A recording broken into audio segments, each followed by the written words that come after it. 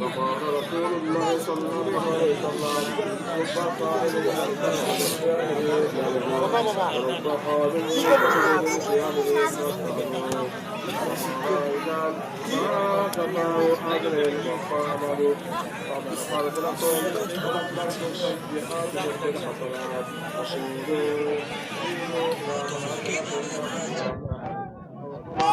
عليه الصلاة والسلام يا أيها المصلون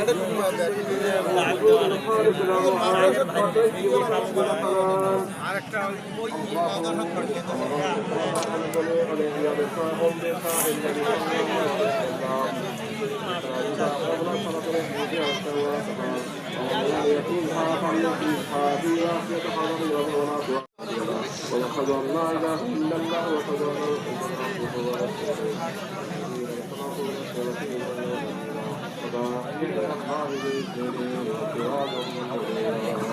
وقال تعالى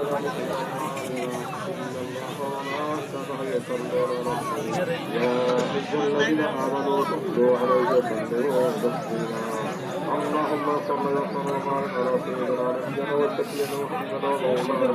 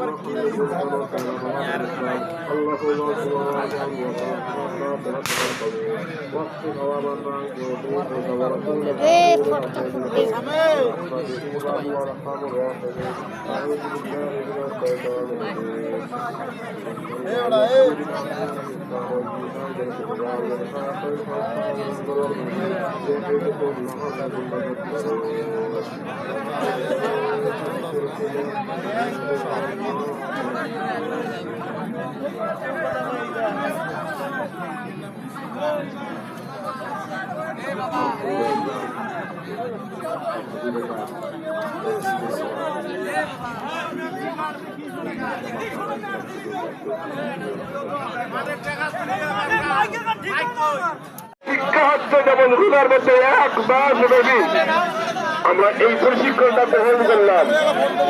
আমরা ঝগড়াঝাটির মধ্যে নেই।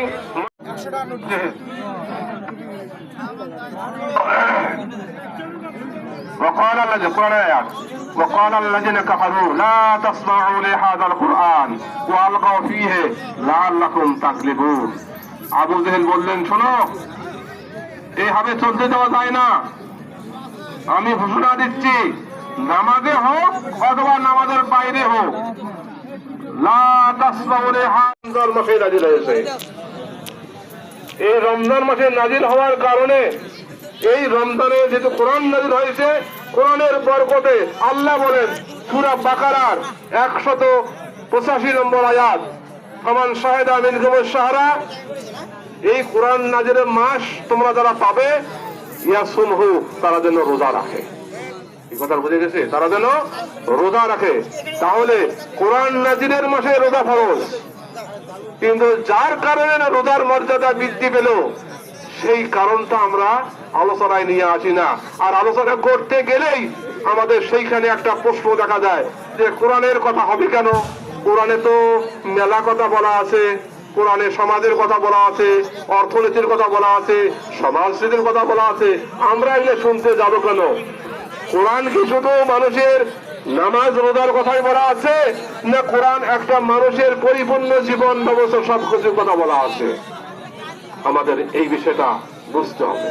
যতদিন পর্যন্ত আমরা এই বিষয়টা বুঝতে পারবো না, ততদিন পর্যন্ত মুসলিম জাতি অমুসলিমের দ্বারা নির্যাতিত হতেই থাকবে, তারা নিপীড়িত হতেই থাকবে।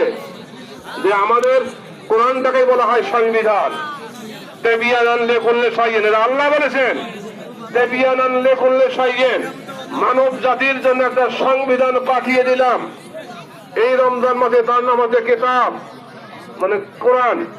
ফুসসিলাত আয়াতু, আমি যে আয়াত রাত করছি, ফুসসিলাত আয়াতু কুরআনান আরাবিয়্যান লাআল্লাকুম তা'কিলুন লিকাওমিন ইয়ালামুন, যে এই কোরআনটা শুনে শুনে মানুষ যাতে তাদের নিজের পরিবার, নিজের সমাজ, নিজের দেশ এগুলো কিভাবে চলবে তার জন্য দিক নির্দেশনা তারা যেন এখান থেকে গ্রহণ করতে পারে। আমরা এই ঈদুল ফিতরের এই আজকের এই দিবসে আল্লাহ যাতে কোরআনের সাথে সম্পর্ক রাখার তৌফিক দান করে, আল্লাহ যাতে আমাদের সকলকে কোরআনকে ধারণ করার, লালন করার, কোরআনের আলোকে নিজের জীবন চলার তৌফিক দান করেন, সকলে বলি আমিন।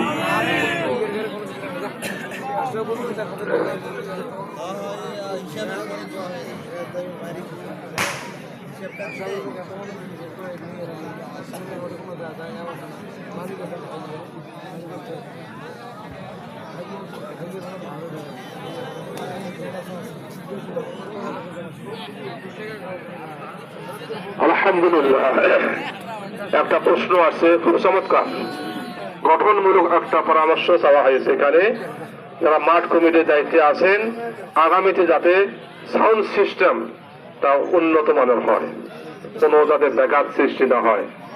মুসলিমদের পক্ষ থেকে সম্মানের সাথে মাঠ কমিটির কাছে বিনীত আবেদন করছি, আপনারা বলেন হ্যাঁ ইনশাল্লাহ করা হবে। আমি মাঠ কমিটিকে আপনাদের সামনেই এই বিষয়টা অবগত করলাম।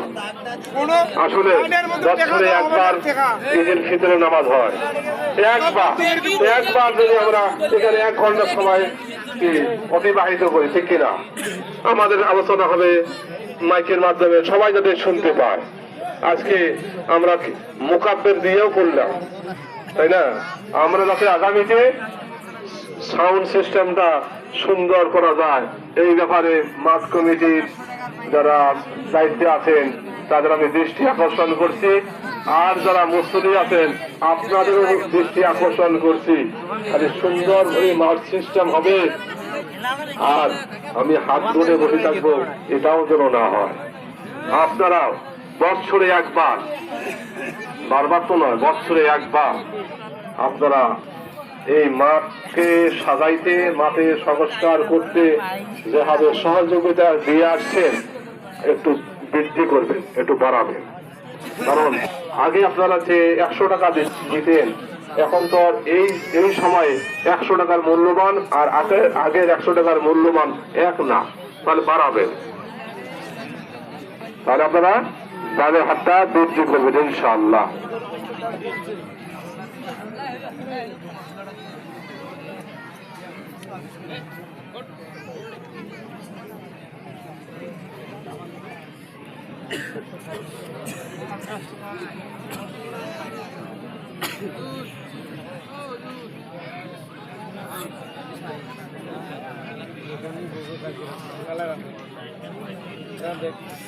আরো একটি প্রস্তাবনা আসছেন, প্রস্তাবনাটা আমাদের যুগোপযোগী, আমাদের দেশের স্বার্থে, স্বাধীনতার স্বার্থে, আমাদের দেশের মানুষের স্বার্থে সংশ্লিষ্ট।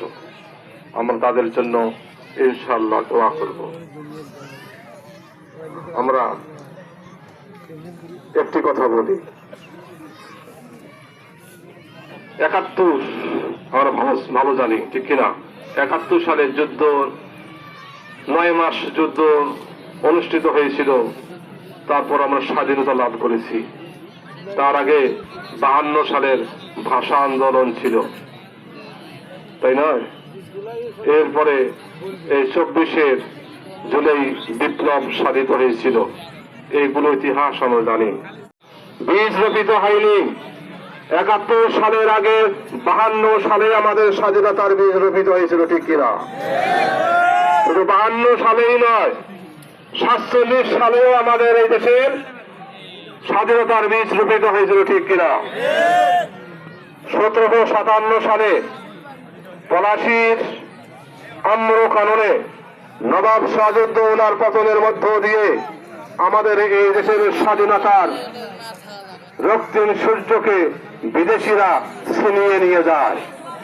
190 বৎসর পর্যন্ত আমাদের আজাদির সংগ্রাম চলে, স্বাধীনতার সংগ্রাম চলে। এই আজাদির সংগ্রামে ব্রিটিশের হাত থেকে এই ভারতবর্ষকে মুক্ত করার জন্য এ দেশের বিশেষ করে আলেম ওলামাদের যে ভূমিকা, আলেম ওলামাদের যে ত্যাগ তিতিক্ষা, আলেম ওলামাদের যে রক্তের উপর দাঁড়িয়ে 1947 সালে ভারতবর্ষ ব্রিটিশের হাত থেকে মুক্ত